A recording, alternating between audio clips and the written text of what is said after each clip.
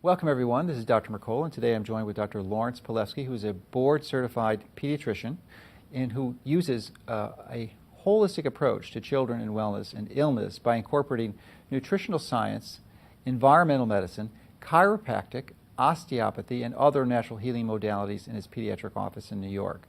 He also has worked in a pediatric emergency and intensive medicine and in neonatal and newborn care. He is one of the leading pediatricians in the United States that advocates a more conservative approach to using vaccines. So, welcome, and thank you for joining us today, Dr. Palevsky. Pleasure to be here. As a former fellow of the American Academy of Pediatrics, could you give us some background on how you came to choose a more holistic way of practicing medicine with children? I was taught in residency, in medical school and residency, that vaccines are safe and they were effective, and that there's absolutely no reason to question it because we've done all the studies. What I've realized is that the safety that I would want for kids, having taken the Hippocratic Oath of first do no harm, is not happening. The vaccines are not safe the way we're told that they're safe. The injection of these materials has never really been evaluated in different age groups in pediatrics or in adults. We don't know where vaccine materials travel. We don't know if they go into the brain. We don't know if they go into the liver. We don't know if they go into the lymph system. We don't know if they get intracellularly and destroy mitochondria and nuclei. All we know is that they give you an IgG antibody and the disease seems to disappear, but we're not really looking to see if there's an adverse outcome greater than the actual disease process itself. And I've come to a position where there's not enough information to say that vaccines are sufficiently safe to warrant the kind of usage of these vaccines the way we're implementing these policies. And in fact, in many cases, some of the adverse effects of vaccines may have been greater than the adverse effects of the actual diseases. And I'm concerned because I took that oath of first do no harm, and I see firsthand what's going on with the vaccines and how it's affecting children's health. I did not turn my back when I heard parent after parent in the dozens, in the hundreds, and then in the thousands start to say that their children were fine, and then they got vaccinated, and then something really bad happened to them acutely or within days or weeks or even months. Those parents were told 100% of the time by the conventional medical system it's a coincidence. It couldn't possibly be related to the vaccine. As a person who's curious about science and questioning, it became obvious to me that there may not be a coincidence here, and that something more may be going on. I think it's hard for any physician who is so invested in the love of the children and the love of their practice to actually step back and say, am I doing something that's hurting the children in my practice? Because the foundation that's broken after they may realize that there's more that they knew, that they actually were wrong. You know, telling a physician that they're wrong is not an easy thing to do, let alone to have the physician actually admit that the physician is wrong. To hear a physician, it took me years to say, I don't know, or maybe I was wrong. In such a litigious society, it's very hard for physicians to actually say, I don't know, or maybe I was wrong, or maybe I did something that I didn't know was harmful.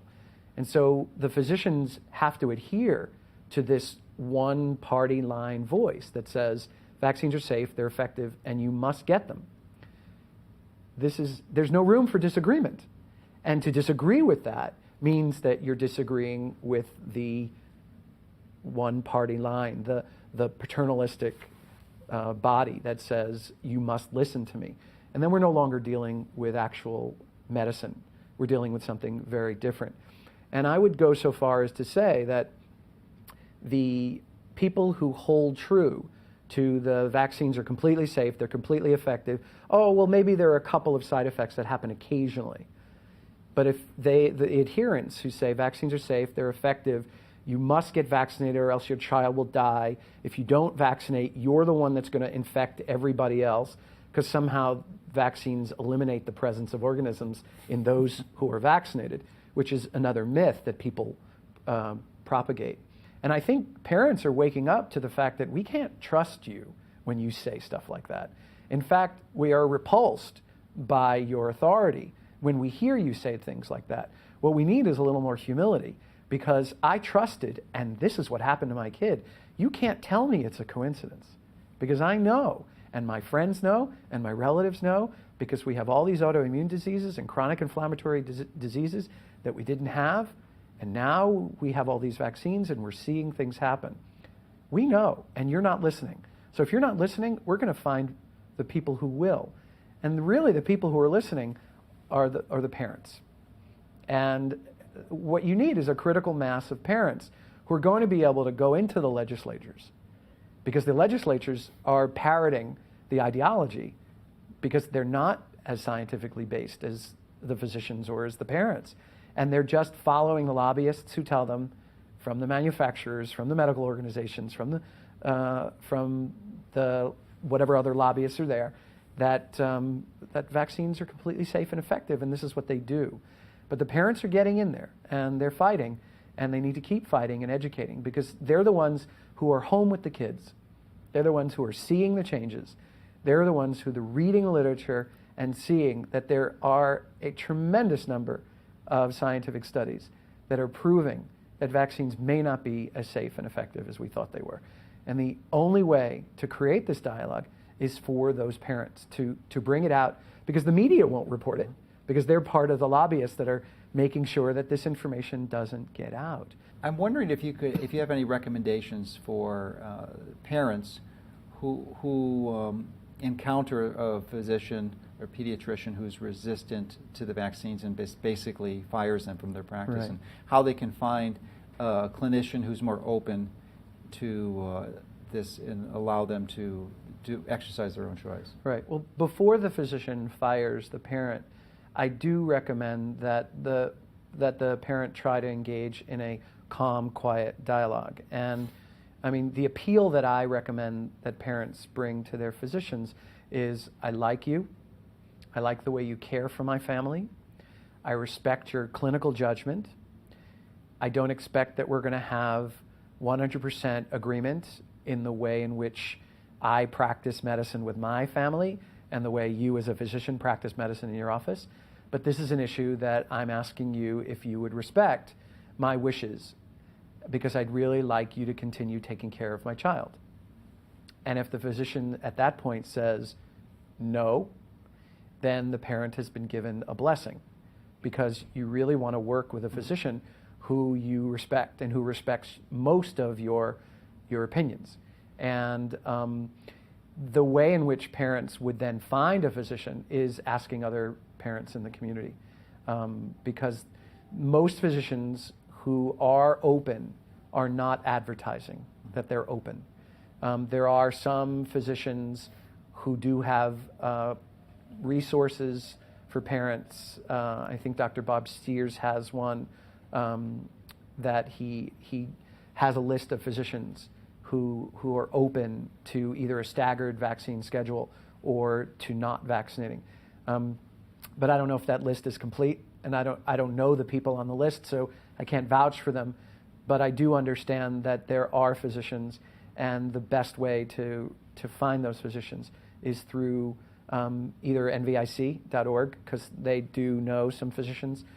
There are other allied health professionals who are aware of physicians, so you might find some in Chinese medicine or in chiropractic or in naturopathy, osteopathy, homeopathy, that know physicians in the area who are open, and but rarely would you able to find it out from any medical organizations. Yeah.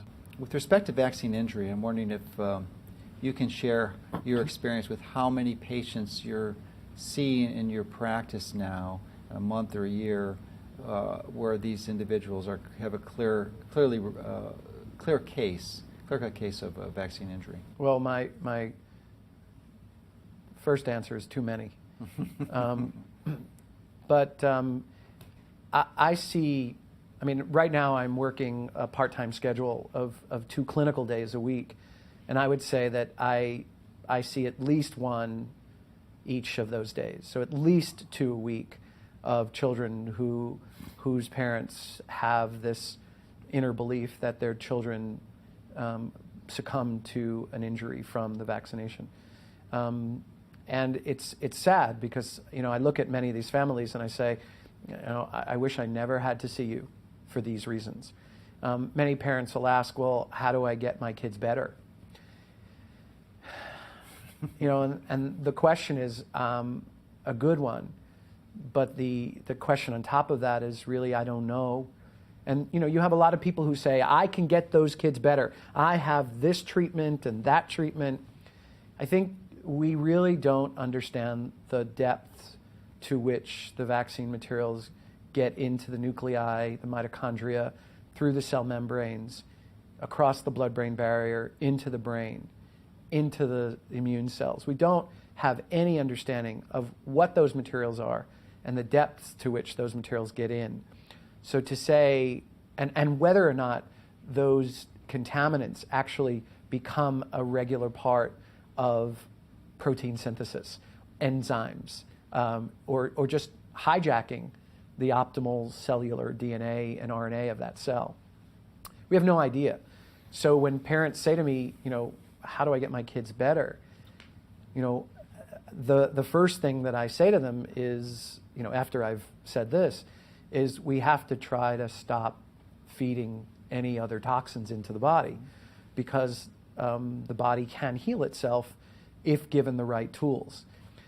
And so the goal is to stop putting the things into the body that continue to create an inflammatory reaction, in hopes that you can then support the body to remove whatever inflammation is circulating so that a new function can happen. Each kid is different, so there's no across the board, this is the remedy that I would use for every kid.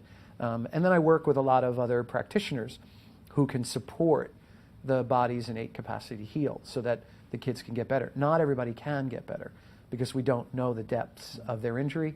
We also don't know the depths of what's in their bodies after they've been injected with things that we don't even know are in there. Couldn't agree more. I mean, we know there's much more that we don't know than we know at this point. Correct. Yeah, I mean, I've worked with so many kids who with chronic illness, not just autism, but chronic illness across the board. And I've just offered the families the information that I've learned over the years, supported with the scientific literature. And the families would notice that their kids would get better.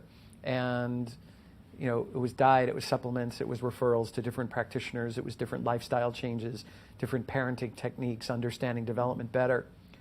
And the parents would then go back to the pediatricians that they also see on a regular basis.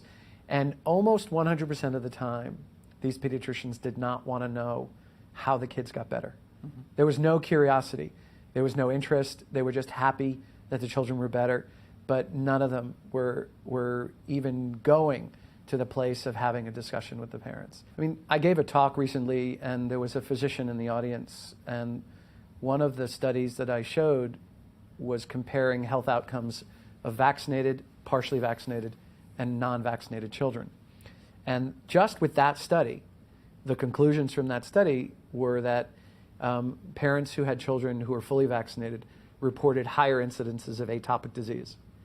And parents who had children who were not vaccinated reported the least number of children with atopic disease. And that was a statistically significant finding.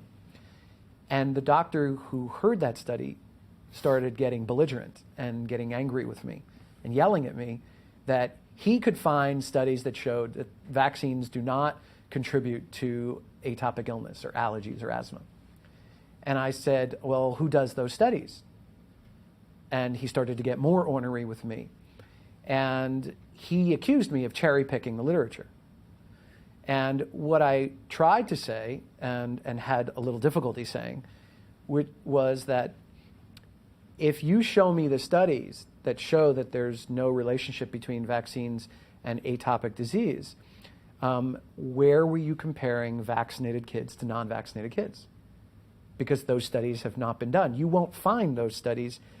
So I'm not cherry picking the literature. I'm finding the only study that I can find that actually compares vaccinated to unvaccinated children that doesn't necessarily conclude that vaccines cause atopic disease. All that study shows is that in that population, there was a statistically significant finding between vaccinated and unvaccinated children. So what I said to the group was, this study should be a peek into the potential for other studies to see if it's replicable, if it actually has truth in it, and let's do the science. And again, the ideology was so strong in him that he attacked me, he was belligerent, and he couldn't accept the fact that I wasn't cherry-picking the literature. I was actually finding the only piece of literature that supported what I thought and what others think is good scientific standards, using good scientific standards. Let's do more studies. Yeah. Applying the scientific method in a sound and rational way. Correct. That was designed to be.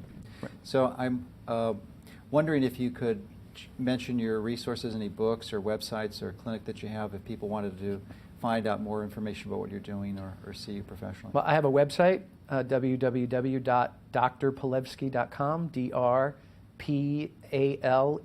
V as in Victor, S as in Sam, KY, drpalevsky.com. I also have a Facebook page where I post updated articles and my comments on some of those articles. That's at Lawrence B. Palevsky, MD. And there's a lot of resources on my website for my philosophy, how to get in touch with me if I see patients and where. And that's about it. Oh, terrific. Well, thank you for joining us and contributing to our important information on this topic that we really can't get too much of because there's just so much that's not known. So appreciate you and all you're doing to help advance the science. Thank you.